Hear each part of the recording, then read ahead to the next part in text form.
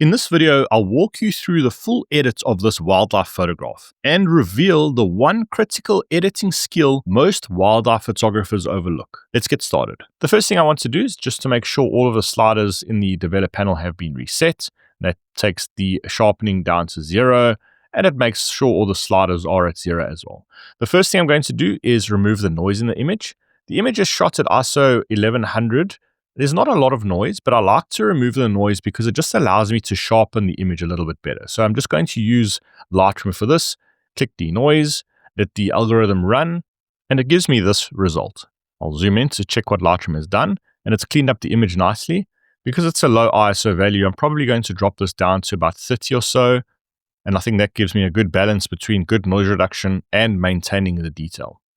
So once I've denoised this image, you can sharpen the image now, but I'll do that at the end. First thing I want to do is make sure my profile is Adobe Standard. You can use other profiles, but I prefer just using Adobe Standard. It gives me a good balance between contrast and color. Now, the first thing here in this image, I want to just decrease the exposure slightly. I want to maintain the dark mood in this image. This was shot on an overcast, rainy day, so I want to emphasize that mood there. So I've dropped the exposure. I'm going to increase the blacks. I want to soften those shadows and just give the exposure in the very dark areas a slight bump there. And then what I want to do next is add some whites. This is going to bring back the contrast. You can see the image now is fairly flat, but by adjusting the exposure and just raising that shadow, we've given ourselves a nice dark base to work from. And then with the white slider, going to bring back some nice contrast in the image. I think we'll put it there for now. I like what it's doing on the face. The back here of the wild dog is getting too bright here. So instead of raising the whites on the entire image, I'm going to drop that slightly and create a subject selection. I'm then going to use the white slider to increase the whites in the image. And then with a brush, just remove the white area from the mask just on the back of the wild dog here. So that is just eliminating the white slider from affecting that very bright area on the image. Might just decrease the exposure a little bit more. Okay, that's a good base to work from. What I'm showing here is just the basics. If you'd like to dive deeper and truly master wildlife photo editing, my course, The Wildlife Edit, takes you through the full process. I share all of my editing secrets and the exact editing system I've built over 18 years of photographing wildlife to consistently create powerful images. You'll find the link in the description if you'd like to learn more. Now I want to add in some clarity and I want to change the color in the image. I don't like the green in the background.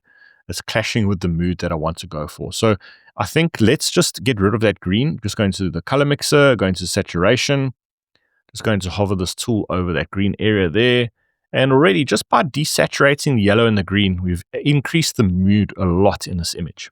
Let's go back to our basic panel. Might slightly drop the exposure a little bit more, increase the blacks, and that's looking good. So the one key skill most photographers miss is emphasizing the actual subject in the image. Now, in this example, the subject is obvious. There's one animal in the frame, there's nothing else. But the most important part of the subject is that eye contact there. That is essentially the gateway for the viewer to look into in terms of connecting with the subject. And I feel like the face here is not highlighted enough. If you zoom out to 6.3%, you can see those bright areas on the back of the wild dog are dominating the frame. So I want to emphasize that area most in the face there. So now to do that, I'm just going to create another subject selection. Then I'm going to intersect this with a radial gradient.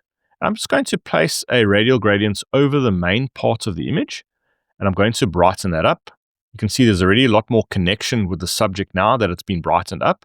I'm going to do this in a two-step process. I'm going to increase the exposure on the face.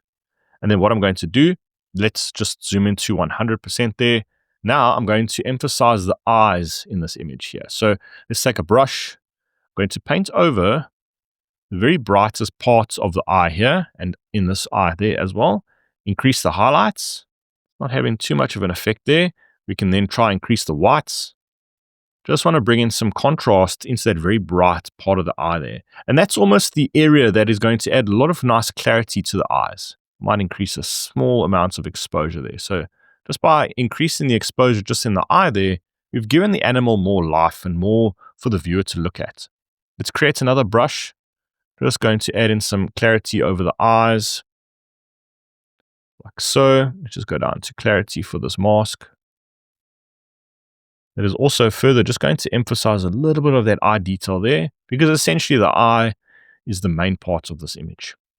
So if I turn all of the masks off, you can see the face is very dark. And just by adding those adjustments, we've now brought more life to the face here. But that's not where this ends. I want to further emphasize the mood in this image and draw more eye contact to the face. Now, if you look at the top of the ears here, those ears look very dark. Almost looks unnaturally dark. And I want to just increase some of that exposure. Going to use another brush. Just going to paint a very broad brush onto the ears here, especially the top part of the ears. And I'm just going to increase a little bit of exposure and probably subtract that effect from this white fur there. I don't want that to become too bright because that will overpower the face. So just a small adjustment there, I think, helps just bring back a little bit more interest into this image.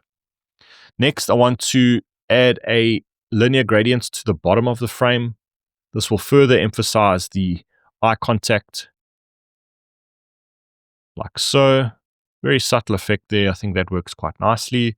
And then what I might do is add a vignette to this entire image, but I'm not going to use the effects here. I'm not going to add a vignette this way, although it does look nice. I'm going to use a radial gradient instead, so I can place this vignette exactly where I want it. I don't want it to sit right in the middle of the frame. I'm going to angle or place the vignette a little bit more to the right-hand side over the face of this subject. I'm going to invert this radial gradient because I want to affect the outside of the mask. I'm going to feather that radial gradient a little bit more there, and then just faintly drop the exposure just to increase more emphasis onto the face of the subject there. So again, there needs to be a lot of emphasis placed on what is the actual subject in the image, and that for me is the eye contact. So that has to be an obvious focus for this image. The next thing I want to do is add a little bit of color to this image. It looks fairly warm, so I could go to the white balance, but what I want to do is add some blue to the shadows. This is really going to give the image a lot of mood. Think around about there, it looks nice. I might just use the balance slider just to get rid of the blue in some of the areas. And what I'd like to do is add back a little bit of dark contrast by dropping the luminance on this blue color wheel here. So you can see that really brings in a lot of drama to this image. The color grading takes a little bit of tweaking to get right. I think the warm colors of the animal work quite well with the blue tones in this color grade here. So that is the image without the color grading, and that is now the image with color grading. I want to add some clarity to the subject, so I will create another subject selection. I'm going to subtract the areas that are not in focus away from this selection. I don't want to add clarity to areas that are out of focus. Just going to click show overlay off. I just want to see where the out of focus areas are. It's mainly just on that back portion and on this front portion here. And I'm going to remove a little bit of the front part of this wild dog from the mask as well. I really want the clarity to only exist in the main section of this animal. So I'm going to paint away some of that mask there. Let's just make this brush a little bit smaller. So something to that effect there. Let's just go down and minimize this mask window. Go down to clarity. Just add a bit of clarity there. I don't want to add clarity to the entire image. That is going to then add clarity to the background. I don't want that. I want the background to be nicely diffused. So that is looking pretty good. I might warm this image up slightly and then add a little bit more color grading to offset that warm tone we added. That is creating some really nice contrast. Not only have you got the bright to dark color contrast, you've also got the warm to cool color contrast. I'm going to go back to that mask we created for the white. I'm just going to add in a little bit more whites there. What you can do is you could name your masks if you want. That just helps you differentiate between all of these masks, just to know what you have done. I want to increase that vignette we made. Instead of just decreasing the exposure slider here, I'm just going to increase the amount of this vignette. That just amplifies the effect that we created. I think it's looking really nice. I think the eye needs a little bit of brightening. Still a little bit dark. I just want a little bit more connection with the subject, and increasing the exposure in the eye will help you do that. Just make sure it doesn't look unnatural, but a small subtle bump in that exposure really just helps connect a bit more and tell a better story. There's an effect I really like to add, and that is called the black fade effect. That is just going to fade the blacks a little bit, and it just gives the image a softer appearance. I've just used a preset here in my free Lightroom Tools preset pack. You can find the link in the description to download this preset pack for free. Just going to decrease the amount of that. And that just adds a very nice, soft effect to the image. Maybe it's a little bit too much. Let's add it about there, at about 52 on the amount. Just going to increase some of these colors just to see what it does to the image. I like the slightly desaturated look when the image is processed in this dark way. Let's zoom into 100% and look at the detail. I'm going to add some sharpening. A radius of 0.5 is generally where I set the sharpening amount. Detail, I don't like to add too much detail. If you add 100% detail, it does add almost a crunchy appearance to the details in the image. So I generally keep that quite low. And then masking is the most important slider to get right in this Lightroom detail panel here. Holding down Alt and dragging the masking slider will allow you to only sharpen areas that you want. So everything in white while holding down Alt here is being sharpened, and everything that is black is not being sharpened. Another nice way to increase mood in an image is to really subdue the color palette and really minimize the amounts of colors in the image. If you look on a face, it's very subtle. There's a little bit of purple and magenta in this image, which I don't like. I'm going to go down to saturation. Just going to drag the purple amount here. You can see it's a very subtle amount of purple and also magenta, very subtle amounts, but I think just minimizing that saturation on those colors just helps bring out a little bit more drama in the image. There's a bit of red as well, which I might just desaturate very slightly. A nice tool you can use for adjusting colors is the calibration tab.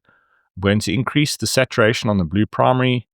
That sometimes gives a nice increase in saturation in a subtle way. Editing gets really powerful once you know not just how to make changes, but why you're making them. That's what I dive into in the next full edit. You'll find it right here.